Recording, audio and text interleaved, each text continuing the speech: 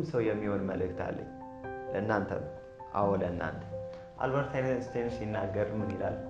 ሁሉም ሰው የራሱ የሆነ አቅም አለው፣ እጅግ በጣም አቅም አለው። ነገር ግን አሳን የምትሞክሩት በአንድ ቦታ አስቀምጣችሁ ከሆነ፣ በተወሰነ ብርጭቆ ውስጥ አስቀምጣችሁት ከሆነ እንደውም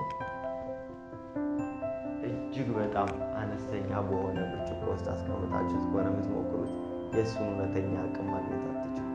ነገር ግን እውነተኛውን አቅም የምታውቁት የአሳን ከዚህ ውሃ ውስጥ ስታወጡት፣ በትልቅ ውቅያኖስ ውስጥ ስትከቱት፣ የዛን ጊዜ እውነተኛ አቅሙን አሳው ምን አይነት አቅም እንዳለው ታውቃላችሁ።